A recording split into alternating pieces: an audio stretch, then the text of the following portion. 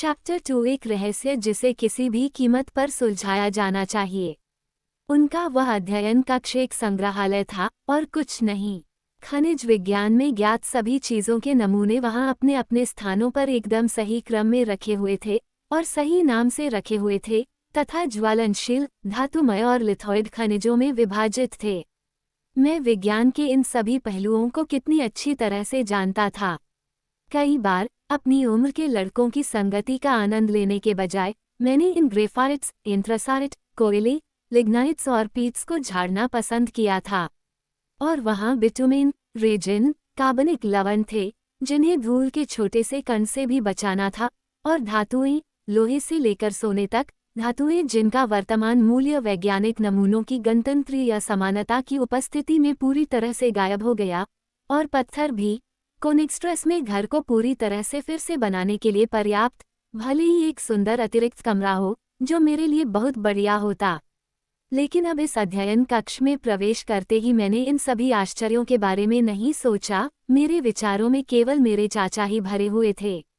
वे मखमली आराम कुर्सी पर बैठ गए थे और अपने हाथों में एक किताब पकड़े हुए थे जिस पर वे झुके हुए थे और गहन प्रशंसा के साथ विचार कर रहे थे। यह एक अद्भुत पुस्तक है। कितनी अद्भुत पुस्तक है, वह आश्चर्य से बोला। इन उद्गारों से मुझे ये बात याद आई कि मेरे चाचा को कभी कभी पुस्तक प्रेम का दौरा पड़ जाता था, लेकिन उनकी दृष्टि में किसी भी पुरानी पुस्तक का तब तक कोई मूल्य नहीं था जब तक कि वह अन्यत्र न मिलती हो या कम से कम उसे पढ़ा न जा सके।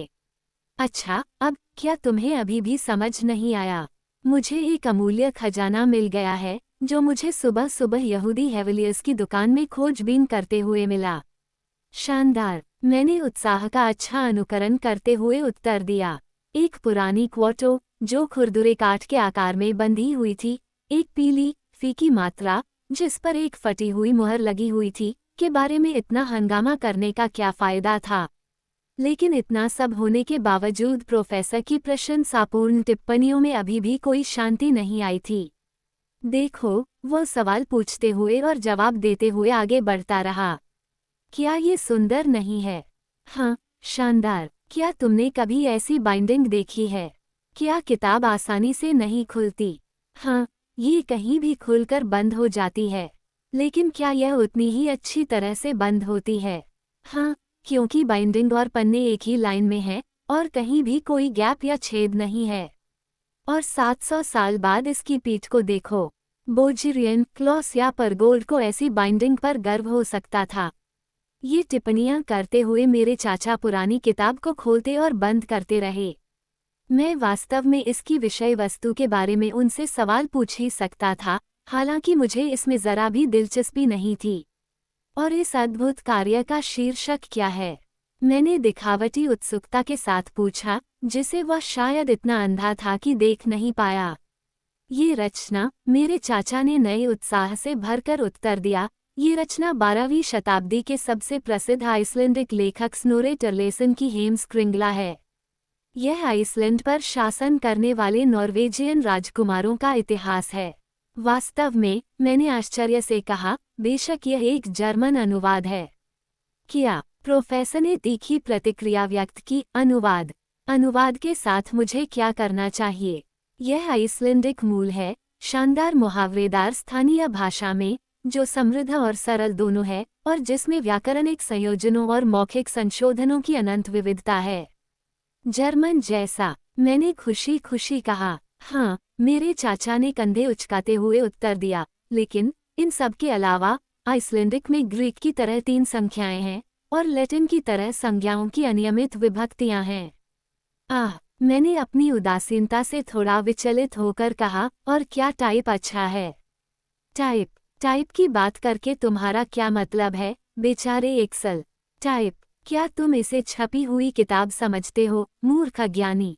यह एक पांडुलिपि है, एक रूनिक पांडुलिपि। रूनिक? हाँ। क्या आप चाहते हैं कि मैं आपको बताऊं कि वह क्या है? बिल्कुल नहीं, मैंने एक घायल व्यक्ति की तरह जवाब दिया। लेकिन मेरे चाचा ने दृढ़ता दिखाई और मेरी इच्छा के विरुद्ध मुझे कई ऐसी बातें बताईं जिनकी मुझे कोई परवाह नहीं थी। आइसलैंड में पुराने समय में रूनिक अक्षर इस्तेमाल किए जाते थे। कहा जाता है कि इनका आविष्कार खुद ओडिन ने किया था। वहां देखो और आश्चर्य करो, अधर्मी युवक, और इन अक्षरों की प्रशंसा करो जो स्कैंडिनेवियाई देवता का आविष्कार है। खैर, मुझे समझ में नहीं आ रहा था कि क्या कहूँ। मैं इस अद्भुत पुस्तक के सामने नतमस्तक होने जा रहा था, जो देवताओं और राजाओं को समान रूप से प्रसन्न करने वाला उत्तर देने का एक तरीका है, और जिसका लाभ यह है कि इससे उन्हें कभी कोई शर्मिंदगी नहीं होती। तभी एक छोटी सी घटना घटी जिसने बातचीत को दूसरी दिशा में मोड़ दिया। ये चर्मपत्र के एक गंदे टुकड़े जैसा दिख रहा था, जो किताब से फिसलकर फर्श पर गिर गया था। मेरे चाचा ने इस टुकड़े को अविश्वसनीय उत्सुकता के साथ देखा। इस पुरानी किताब के तहों में एक पुराना दस्तावेज, जो बहुत समय पहले का था, उनके लिए बहुत मूल्यवान था। यह क्या है?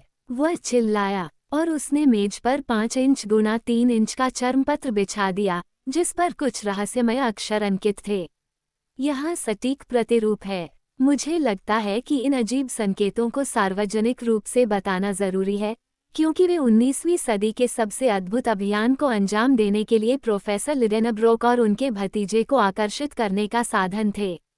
प्रोफेसर ने इन पात्रों की श्रृंखला पर कुछ क्षण विचार किया, फिर अपना चश्मा उठाते हुए उन्होंने कहा, ये रूनिक अक्षर हैं, ये बिल्कुल स्नोर टर्लेसन की पांडुलिपि के अक्षरों जैसे हैं।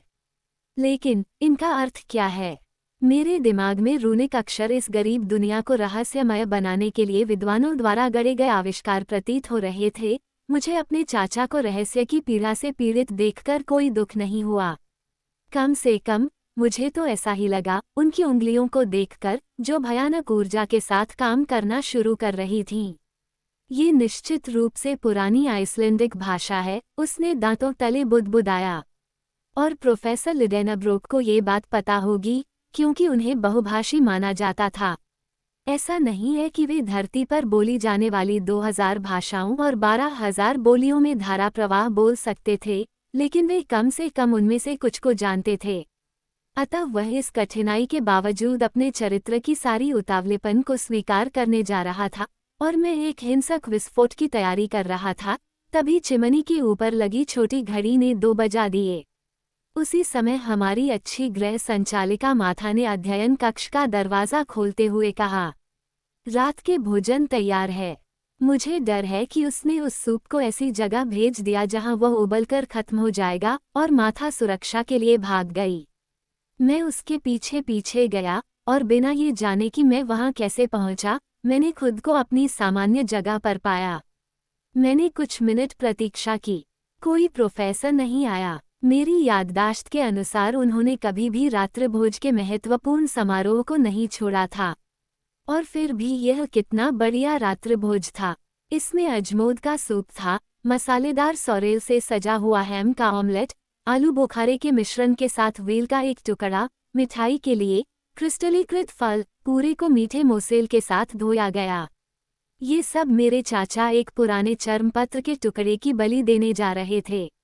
एक स्नेही और चौकस भतीजे के रूप में मैंने उनके लिए और अपने लिए भी खाना अपना कर्तव्य समझा, जिसे मैंने पूरी ईमानदारी से निभाया। मैंने ऐसी बात कभी नहीं सुनी, माथा ने कहा। मिस्टर लिडेनब्रोक मेज पर नहीं है। इस पर कौन विश्वास कर सकता था? मैंने मुंह भरकर कहा। कुछ गंभीर होने वाला है, नौकर ने सिर हिलाते हुए कहा। मेरा मानना था कि इससे ज्यादा गंभीर कुछ नहीं हो सकता था जब मेरे चाचा को पता चले कि उनका खाना खा लिया गया है। मैं फल खाने के आखिरी हिस्से तक पहुंच ही गया था कि तभी एक बहुत तेज आवाज ने मुझे मिठाई के मजे से दूर कर दिया। एक झटके में मैं डाइनिंग रूम से बाहर निकलकर स्टडी रूम में पहुंच गया।